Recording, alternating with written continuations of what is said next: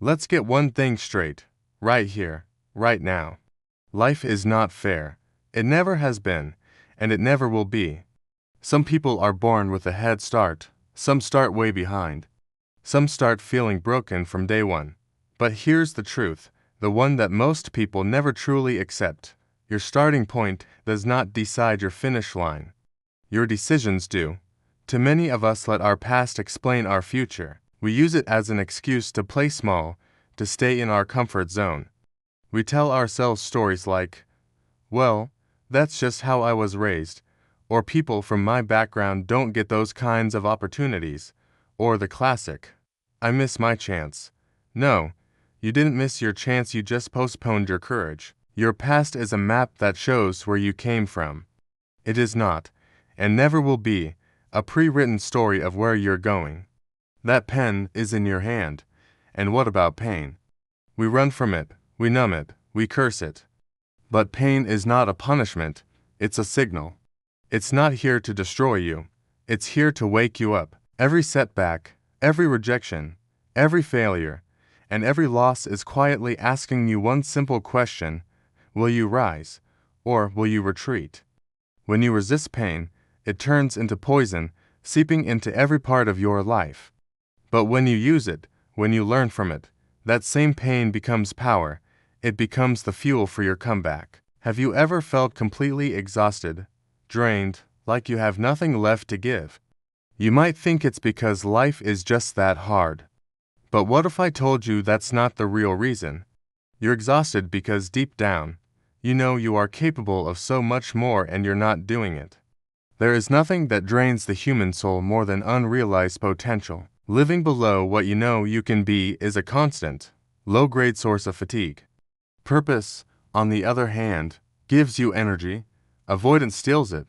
This brings us to a huge misunderstanding about success.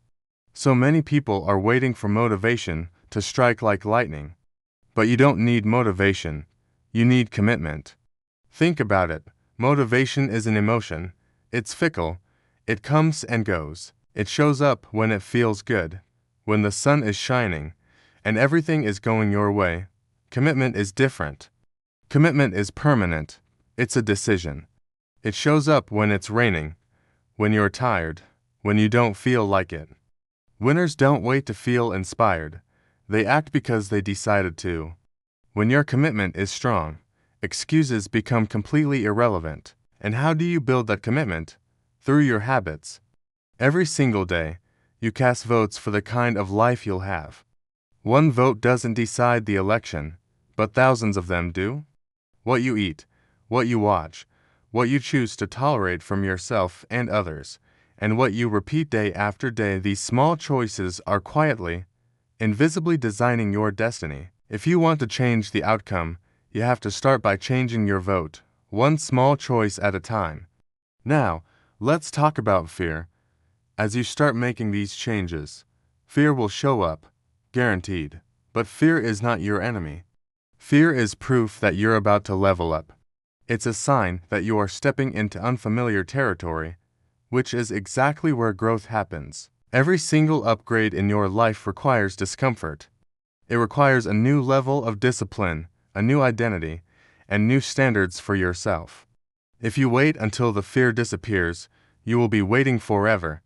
The secret is to move with fear. You'll find it shrinks the moment it's challenged. This is how you build real confidence. Confidence isn't found. It's not something you can just think your way into. It comes from doing. It's built brick by brick. Every promise you keep to yourself builds self-respect. Every excuse you make breaks it down. Confidence is the reward you get for showing up when no one is watching, for doing the hard thing when it would be easier not to. As you walk this path, look very closely at the people around you. Your circle is either fuel or it's dead weight. It's that simple. Do the people in your life push you to grow? Do they celebrate your effort, not just your results? Do they hold you to high standards, or do they normalize excuses and comfort? You don't necessarily need more friends. You need better alignment. You need people who reflect who you want to become. Ultimately, this all comes down to discipline. And please, Don't think of discipline as punishment. It's the highest form of self-respect. Discipline is you saying to yourself, I care more about my future than I do about my immediate comfort. It means doing what's necessary, not just what's easy. It means acting with intention, honoring your word to yourself. This is how you build unbreakable trust with the most important person in your life, you. I want you to know this. You are so much closer than you think, but only if you don't quit. Most people give up just inches before the breakthrough. Why? Because progress is sneaky. It doesn't send you a notification when it's about to happen. The work feels the same. The days feel ordinary. The effort can feel completely unseen, but momentum is building. Silently, invisibly until one day, it isn't invisible anymore. You have to stay in the game long enough to see it.